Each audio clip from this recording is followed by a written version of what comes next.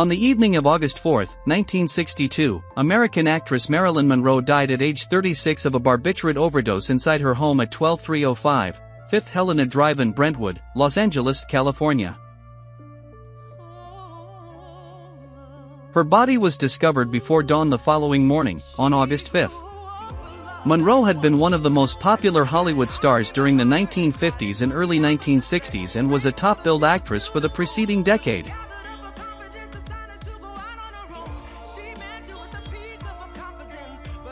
Her body was discovered before dawn the following morning, on August 5. Monroe had been one of the most popular Hollywood stars during the 1950s and early 1960s and was a top-billed actress for the preceding decade.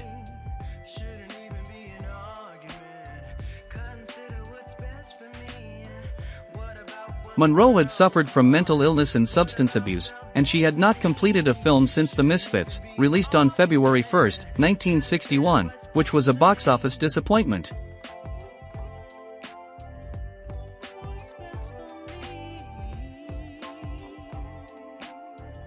When the studio was still reluctant to change Monroe's contract, she founded her own film production company in 1954 with her friend Milton Green.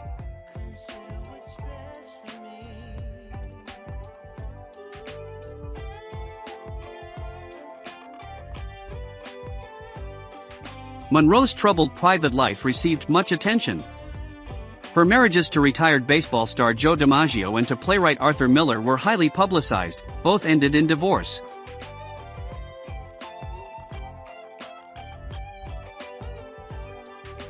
Her mother, Gladys Pearl Baker, was born in Piedras Negras, Coahuila, Mexico, into a poor American family originally from the Midwest who migrated to California at the turn of the century. At the age of 14, Gladys married John Newton Baker, an abusive man 9 years her senior. They had 2 children together, Robert and Bernice. Gladys successfully filed for divorce and sole custody of her 2 oldest in 1923, but Baker kidnapped the children soon after and moved with them to his native Kentucky. Monroe first learned about her sister at the age of 12 and met the latter for the first time in her late teens.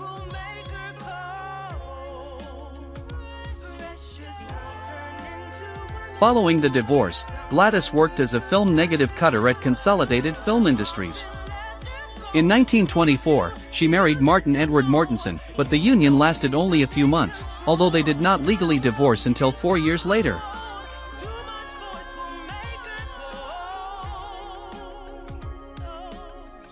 Gladys named Mortensen, misspelled Mortensen, as Monroe's father in the birth certificate, but most of Monroe's biographers agree that this was unlikely, as their separation had taken place well before she became pregnant, on the birth certificate, but most of Monroe's biographers agree this was unlikely, as their separation had occurred.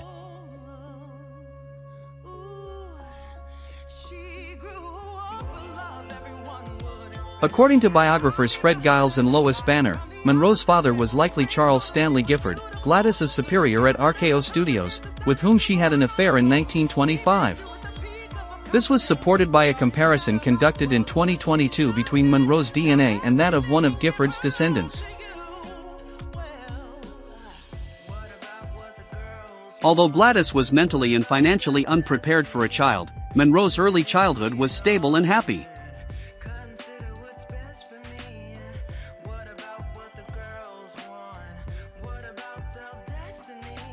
Gladys placed Monroe with evangelical Christian foster parents Albert and Ida Bollender in the suburban town of Hawthorne. Gladys then began visiting Monroe on weekends. Gladys bought a small house in Hollywood with a loan from the Homeowners Loan Corporation and moved Monroe in with her.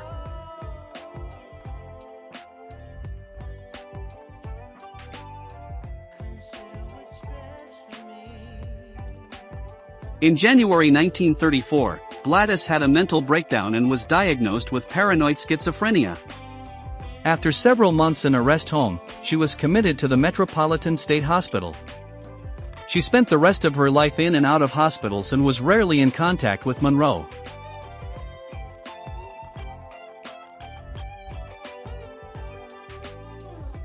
Monroe moved in with her husband's parents, the Doherty, and began a job at the Radioplane Company, a munitions factory in Van Nuys, to help the war effort.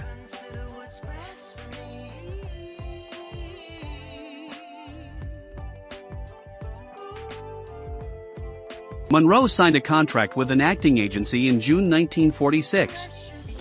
After an unsuccessful interview at Paramount Pictures, she was given a screen test by a 20th Century Fox executive. The head executive, Darryl F. Zanuck, was unenthusiastic about it, but he gave her a standard 6-month contract to avoid her being signed by rival studio RKO Pictures. The first name was picked by Lyon, who was reminded of Broadway star Marilyn Miller. The surname was Monroe's mother's maiden name. Monroe was determined to make it as an actress, and continued studying at the Actors Lab. At Columbia, Monroe's look was modeled after Rita Hayworth's, and her hair was bleached platinum blonde. Monroe found herself at the center of a scandal in March 1952, when she publicly revealed that she had posed for a calendar in 1949.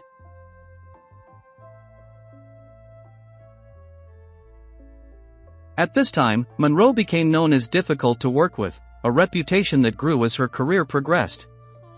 She was often late or did not show up at all, did not remember her lines, and would demand several retakes before she was satisfied with her performance.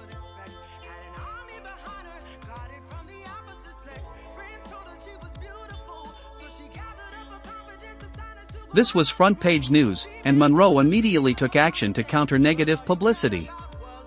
She and DiMaggio, who had been dating for 2 years, were married at the San Francisco City Hall on January 14, 1954.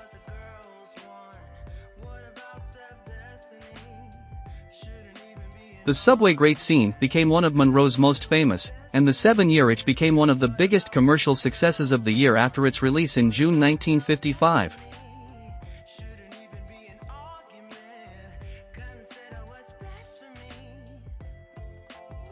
Monroe continued her relationship with DiMaggio despite the ongoing divorce process. She also briefly dated actor Marlon Brando. According to Brando, they maintained an intermittent relationship until she died.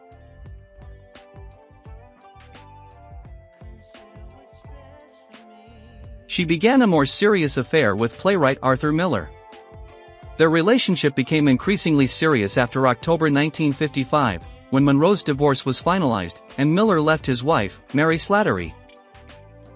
The studio urged her to end it, as Miller was being investigated by the Federal Bureau of Investigations, FBI, for allegations of communism and had been subpoenaed by the House Un-American Activities Committee, but Monroe refused.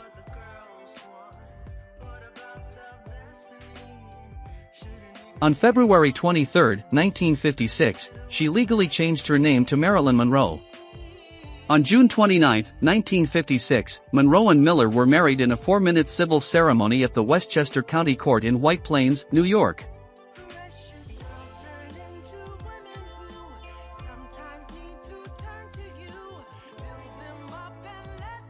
Bus Stop was released in August 1956 and became a critical and commercial success.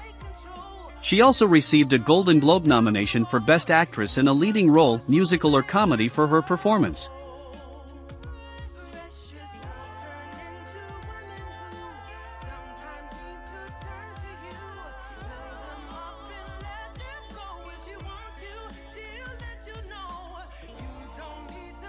The Prince and the Showgirl was released to mixed reviews in June 1957 and proved unpopular with American audiences. It was better received in Europe, where she was awarded the Italian David di Donatello and the French Crystal Star Awards and nominated for a BAFTA.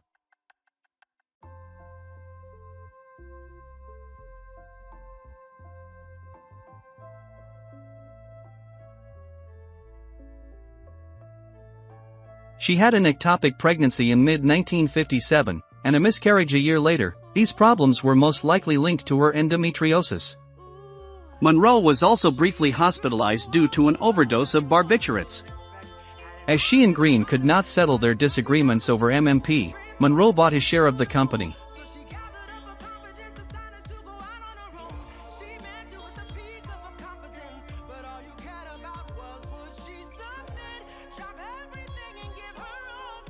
Monroe returned to Hollywood in July 1958 to act opposite Jack Lemmon and Tony Curtis in Billy Wilder's comedy on gender roles, Some Like It Hot.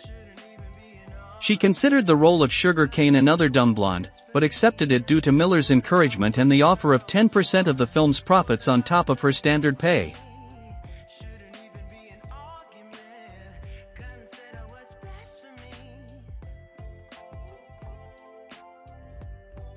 Her health was also failing, she was in pain from gallstones, and her drug addiction was so severe that her makeup usually had to be applied while she was still asleep under the influence of barbiturates.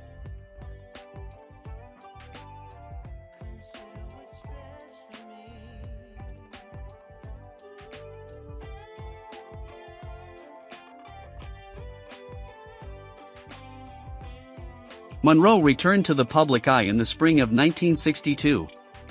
She received a World Film Favorite at the 19th Golden Globe Awards and began to shoot a film for Fox, Something's Got to Give, a remake of My Favorite Wife, 1940.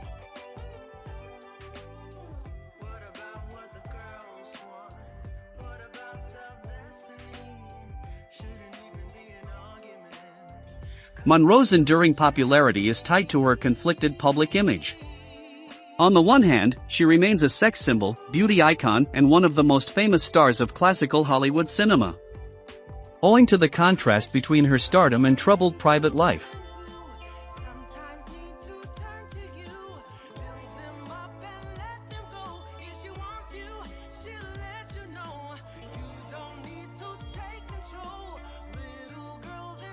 a close friend insists Marilyn didn't overdose on her own but was silenced by the mob after getting too close to President John F. Kennedy and other members of the Kennedy family. A new account details how organized crime allegedly ended her life.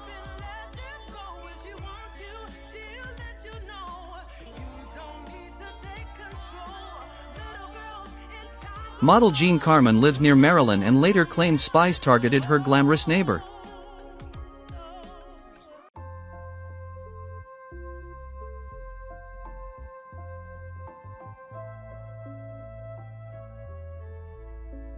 Carmen's son, Brandon, told Radar Online that mob boss Sam Giancana planted bugs inside Marilyn's home to collect damaging information about the Kennedys.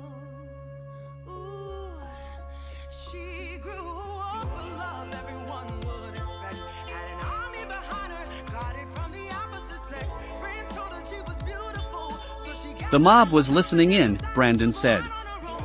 They were just waiting for the moment when they could strike.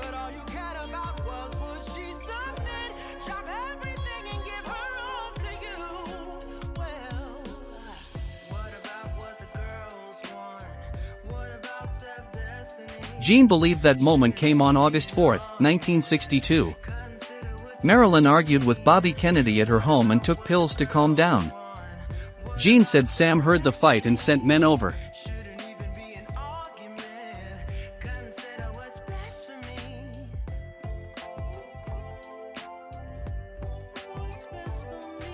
Brandon recalled his mother's words, "Marilyn was killed by the mob on Sam Giancana's orders. Two mob guys broke into her home that night, and they basically killed her with an enema." He continued, "They had a chloral hydrate enema, and that's what killed Marilyn Monroe." At the time, people often called chloral hydrate a Mickey Finn, a knockout drug comparable to today's roofies.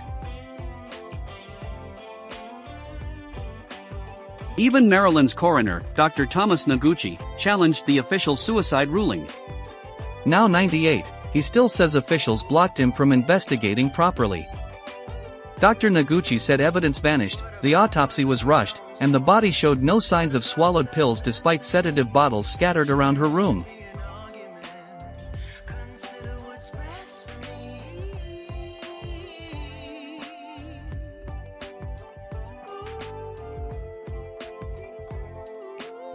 I'd like to hear my subscribers' thoughts on what may have caused her death.